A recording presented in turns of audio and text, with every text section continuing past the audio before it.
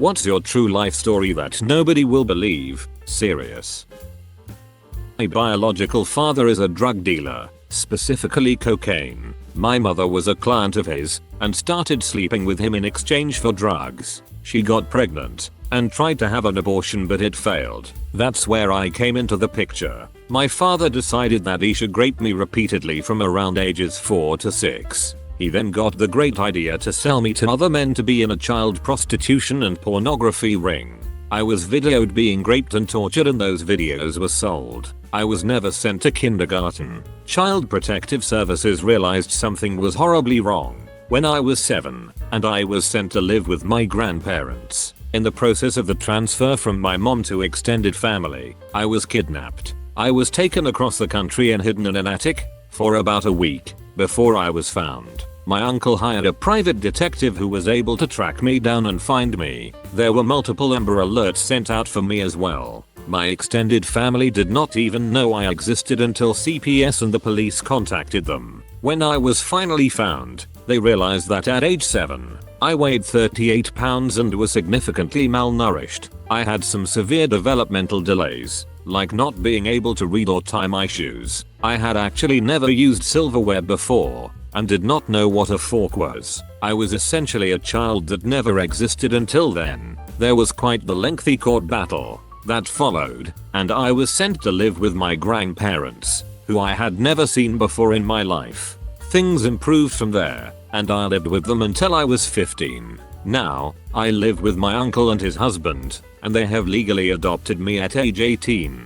Now, I am a healthy, happy teenager who is a pre-med major and a vet tech. I wasn't supposed to make it, but I did. No one believes how crazy my life was because of how normal I am now. Mentioned this before on this sub, but my life is akin to a bad pun at times. I was carrying my skis, slipped on some ice, and fell down. I asked a passing girl if she could lend me a hand with the skis while I got up. She then told me she had no arms and proceeded to wave her empty coat sleeves around as proof. I just kind of fumbled to get up, whilst apologizing profusely. She giggled and walked away. I've had numerous wild creatures come up to me at random times with absolutely zero fear. In college, I was walking through the woods that stretched between my dorm and the football field where I parked my car. There was this clearing that overlooked the field, and the track team was practicing. My roommate was a vaulter, so I stopped to watch for a little bit and leaned up against a tree. I had an apple in my purse, and eventually I felt this little nudge. A fawn had come up and was nosing my bag. I stood stock still and just let it sniff me, and saw mama deer was a few feet away. Very slowly, I reached into my bag, and baby bounded away. I took the apple and set it on the ground, and walked away really slowly. Later that afternoon, I was cutting through the woods again, and the apple was still there, but with bites out of it. I've also been hiking, and had squirrels and bunnies come up to me, with no issue. Birds will land near me and not fly away. It's pretty awesome. But because it will only happen when I'm alone, I don't tell anyone. It's like my own little secret that I may actually be Snow White. My dad was married 2 times before my mom. When he was with his second wife, he would travel a lot for work, which I knew. What I didn't know is that one night he came home to find his wife in bed with another man. Actually walked in on them. He left the room and came back with a gun, shot the man dead, and wounded his wife. He turned himself in immediately and was sent to prison. He was sentenced to 10 years in a maximum security prison. In the last year he was in prison, which was the 4th year, he got out for good behavior, and since the judge ruled it a crime of passion, he met the prison minister. The prison minister was my mom. My dad is a murderer. My mom was the minister. I am the product of a conjugal visit. On my way home from school about 7 years ago, I was sitting at a very busy intersection, waiting to turn left. It was very gloomy outside. All of a sudden, it sounded and felt like the back of my car exploded. There was also a quick, very bright light that flashed in my rear view mirror. I panicked and noticed immediately after that the stoplight stopped working, and it also began to rain. I looked out in the distance and saw a lightning strike. I also looked on either side of me, where there was a ton of traffic, and everyone was staring at me like this. That's right, I was struck by lightning. I met a guy online, fell in love. We were a couple for 5 or so months, began to make plans to meet. Before that could happen, his sister was killed in a car accident. Meeting plans were put on hold. He started to pull away. I went to Baton Rouge with the Red Cross after Hurricane Katrina. While there, I found out I was being catfished. I then revenge F another guy I knew from online for a couple days. He turned out to be a top-notch douche. I went home and called my catfisher. There was no car accident. His sister was alive, and it was basically a panicked attempt to delay meeting. I ended up eventually forgiving him. I flew across the country, met him, and fell in love in person. I moved out there. A couple months later, everything was amazing. We were so happy. For a year. Then he moved for his job, and despite his protests, I loved where we lived and had a great job. Followed him. 3 weeks later, he came to my apartment after work one day. He broke down in tears and told me he was getting married that weekend in an arranged marriage. 36 hours later, I watched him get on a plane and haven't seen him since. Tomorrow is his 7th wedding anniversary.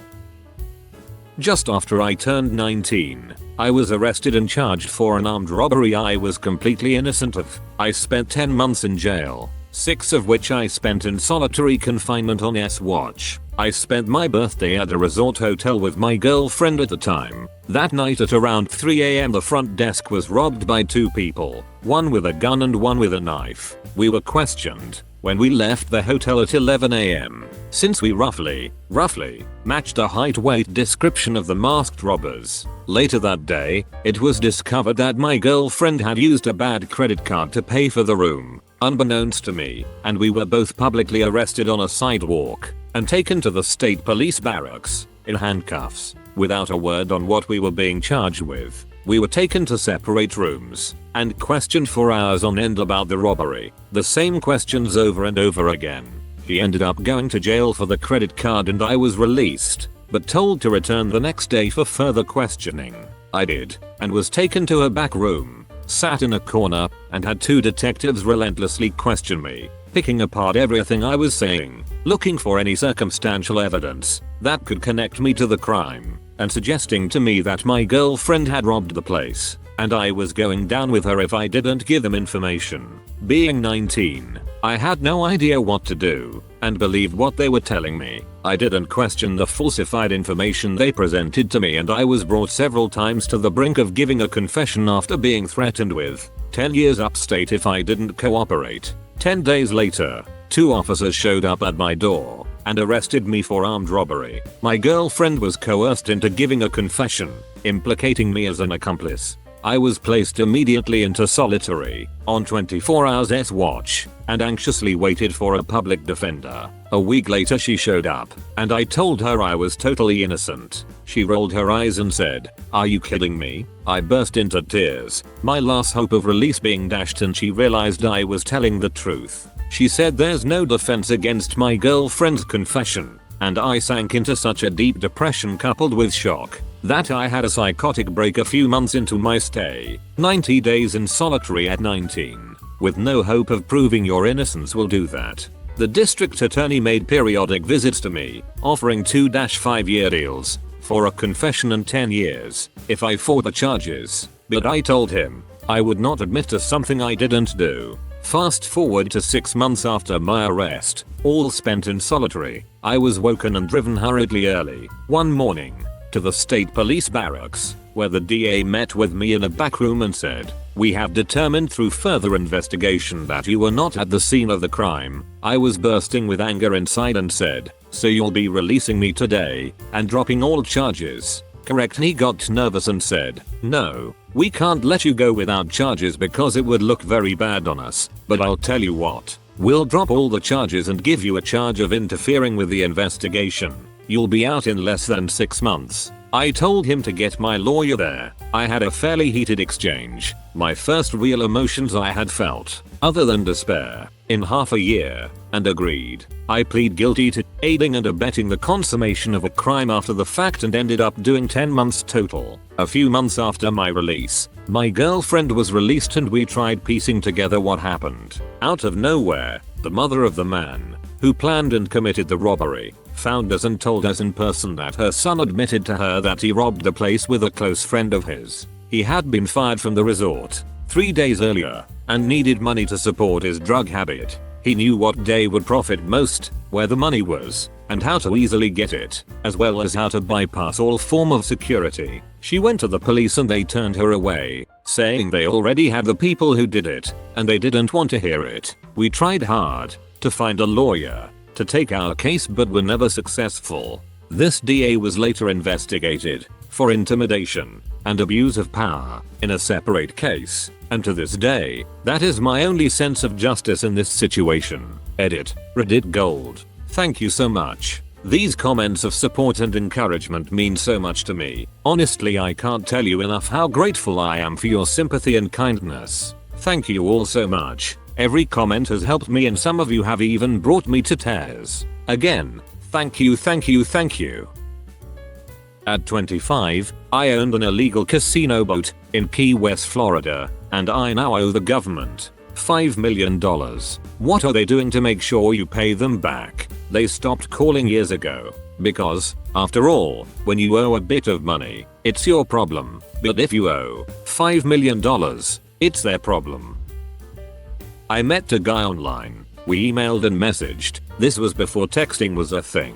And went out a few times. I liked him, but wasn't sure about it. He called me pretty regularly. Again, this was pre-texting. One day, no calls. That night, I called and left him a message. No return call. I called his work the next day, and he hadn't shown up. I called the police, who did a well-person check at his house, but he wasn't there. I wasn't there. The next day the police called me back. They'd found his body. He'd been murdered by one of his neighbors, and I had to testify at the trial. I've been in 25 car wrecks. I've nearly frozen to death and burned to death in the same night. I've been homeless 3 times. I grew up in a family of 13. I climbed an abandoned forestry tower with a girl once. We watched a storm pass to the south, then watched the world set off fireworks. On the 4th of July right after that, she fell asleep on my lap. I covered her with my shirt and sat freezing all night. That morning, I dropped her off at her house and never saw her again.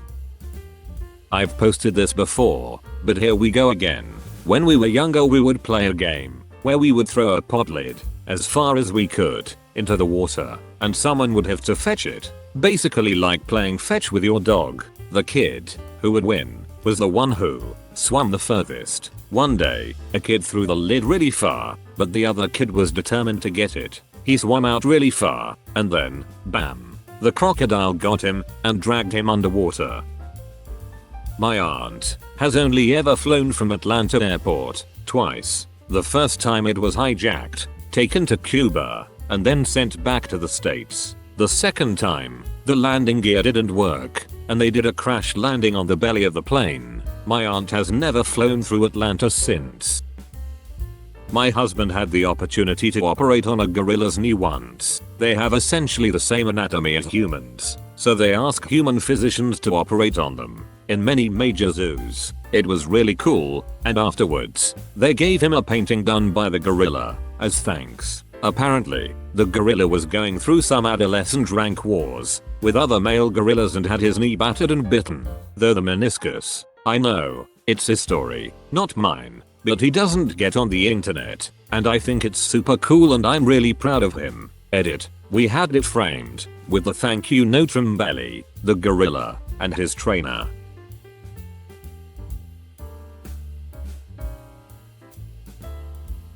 I have 3 dead exes. One died when he was 25 from a car accident, one when he was 30 from a mysterious illness, and another one was stabbed 40 times by his girlfriend's jealous ex. He was 18. I also lost my virginity to a dude with a glass eye who went to jail for rape.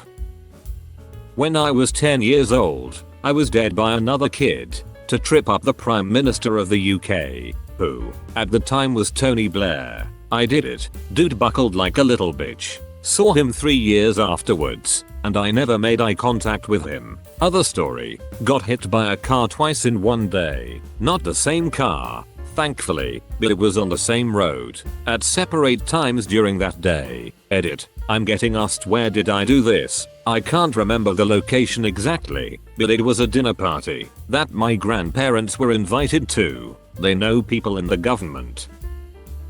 I was in Mexico way past my visa allowance, was only allowed 90 days, but was there for about 6 months. At the time of this story, I was driving and passed a police car going too fast, so I got pulled over. I should mention I was also illegally working in Mexico at the time as well, and had my uniform and stuff in my trunk. As I'm pulled over and doing the whole license registration thing, the cops asked me for my visa. I told them it was at my house, which was not too far away, and if they would allow me to go get it. At this point, I just wanted to be alone for a second, so I could make some calls and find out what to do. They asked me if they let me get it, would it even be valid? Not wanting to lie and F myself over more, I told them no, it was expired, and asked them what now. They started explaining to me that they would have to take me to jail and then deported. At this point I am talking to one officer, while the other is searching my car and finds my uniform.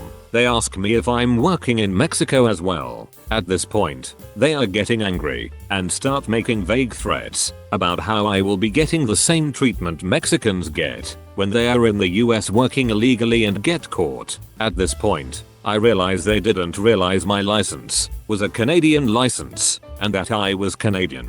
I told them this, and instantly the situation completely changed. Now they don't care about the visa and are asking me tons of questions about Canada. Is it cold all year? Do bears wander the streets of Toronto, etc.? We talked for quite a while and they seemed really interested in Canada and were really friendly with me when they realized I wasn't American. So when I calmed down a bit after talking with them, I figured might as well ask again what they want to do about the visa situation. They seemed apologetic and said unfortunately they already called it in, so they have to bring me to the station. As I am ready to start going with them, they hear the radio in their cruiser, so one goes to answer it. He comes running back to my car and tells me to quickly get in my car and follow them down the road, and don't even think about trying to get away from them. At this point, I have no idea what the F is going on, but I just do what he says and get in my car and follow them as they start speeding away, 100 plus in a 60. About 2 minutes down the road, a car bomb had gone off near a restaurant and injured, maybe killed, I never found out, a bunch of people. We pull up to the smoldering car and the cops get out and tell me to wait in my car. As I wait in my car, they go and do their cop thing. After about 20 minutes, one of the officers comes up to my car, hands me my license, tells me to go home and not get caught again, and get back to Canada ASAP. I stayed in Mexico another 8 months before I went back. I hitchhiked across the country multiple times between ages 15 to 22. I have climbed mountains and watched the northern lights. I've slept outside in -20 Celsius. I've taken planes, trains, buses and boats. I was so hungry one time that I stole a jack-o'-lantern off someone's porch and ate it. I stood in line for almost 2 days to see Star Wars 1, and I hated it so much I walked out halfway through the movie. I've been banned from entering the USA for at least 10 years. There's so much more, and if I had the skill, I would write a book. Now at 31 years old, I have a nice little family and I'm actually pretty boring. Lol. What's the story behind being banned from entering the USA? I wanted to travel more than just in Canada, so I took a train to New York, stayed for a few weeks, then went to NC. I stayed there for 6 months. Then I took off to Florida, Alabama and Mississippi. I decided that I wanted to go home to Canada, so I made my way back to NY. At the border, coming back into Canada, I was told that I overstayed and that I wouldn't be allowed back in the US for 10 years. I was sitting on the curb of a busy intersection with my girlfriend at the time when a car approaching the intersection hit a rabbit. The rabbit was in mid-stride, and it flew forward instead of getting squashed. The rabbit flew a few feet and landed in my lap. Both me and the rabbit survived. I'm adopted. In fact, my 9 siblings and I were all adopted. Each one of us had some medical issue when we were born. I was misdiagnosed as having cystic fibrosis. 2 of my sisters have spina bifida. My older brother had a hole in his heart, and my younger brother is in a hole. Despite all this, my parents loved us and gave us a good life. I was declared a divine gift by the monks of St. Catherine's Monastery in Egypt. The monastery was built around the alleged burning bush from the book of Exodus, and since I was really into religions at the time, I asked the monks some questions about the bush and whether they have any other interesting relics in their monastery. The monks went silent and asked me and my family to follow them down to the gates of the burning bush. They let us see the alleged remnants of the burning bush, even though we are not Orthodox Christians. This is a privilege granted only to high officials in the Orthodox Church, and they said we were the first secular people to ever see the bush. After visiting the bush, the monks gave me some kind of a special blessing where they declared me as that divine gift and a silver ring with Greek writing on it. I was a kid at the time, so I didn't really react to it in an extravagant way, but my mom was dumbfounded for days, since she is a very religious person. Now at an older age, I'm just wondering if they do this every now and then as a prank, or if they actually saw something special in me. Edit. For the people asking, I still have the ring in my childhood home, but I'm sorry that I can't provide pictures, because I live pretty far away. I am not a religious person. My agnosticism grows stronger every year. And no, even though I have what some would call an eidetic memory, it doesn't mean that I can remember what happened on a specific date many years ago. It means that I can memorize pictures, texts and number chains for a long period of time after seeing them once. I'm still shitty in math though. My cousin and I, both males, were about 12 years old, and as most 12-year-old boys like to do, we were climbing things. We decided to climb onto the roof of a house and everything went smooth. We got up and hung out, and talked about how awesome we were for conquering this mountain of a house. Well, we go to get down and we have to drop down and hang and get our feet on a railing on the back porch. My cousin goes first, and he gets down. No problem. Exactly as planned. So I was feeling confident as ever. I scoot to the side of the house and grab the roof and drop down to hang. Well, my grip wasn't what I thought it was, and I lost hold of the house, and just like in the movies, landed with one leg on each side of the rail. I just rolled off to my right so that I would land on the deck and could cry in the fetal position, but I didn't realize the grill was right there, so I hit my head on the grill. On the way down, I had to go to the hospital because my sack was black and blue, and a nice young nurse got to scan my balls to make sure there was no serious damage. Luckily there were no lasting effects, and I can look back on it and laugh now. TL. Dr. Humpty Dumpty'd, but luckily didn't need put back together. While my parents went on vacation, my brother, 2 friends and I bought 4 cars that barely ran and had a demolition derby in the backyard. Ended up selling 3 of them for scrap and making our money back. The 4th car was stuck 30 feet up in a tree from where we jumped it off of a bluff.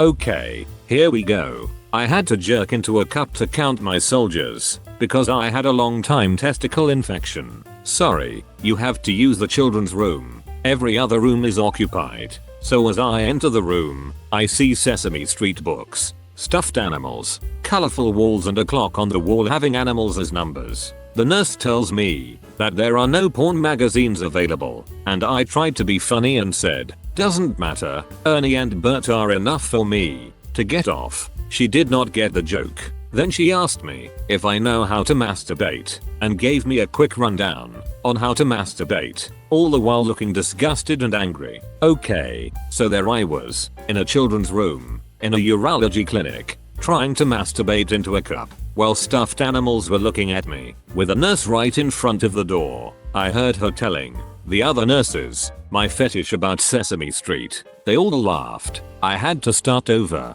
when I got to the point where I thought that I could fill the cup. The effing clock on the wall started to moo and make effing loud cow noises because it was 12 o'clock. I must have sighed very loudly because the whole floor went nuts and started laughing even harder. Start over. Number 2. When I finally finished and left the room, the nurses were still laughing. In college, I had a bunked bed with my desk under it. I was in bed, reaching for my cell on the desk, and lost my balance. Fell off the bed, did a full flip and landed in a perfect sitting position, in my chair, unharmed. My roommate witnessed everything, but nobody believed us. I ate 5 pounds of stale Haribo in one night, didn't shit for a week, then had the most intense shit of my life. The most intense experience of my entire life. I was thinking about calling 911. During the build up to that shit, while crowning, I actually put 911 into my phone app and was seriously contemplating calling an ambulance. But after I got through it, I felt fantastic. Like I could do cartwheels, like I was walking on air.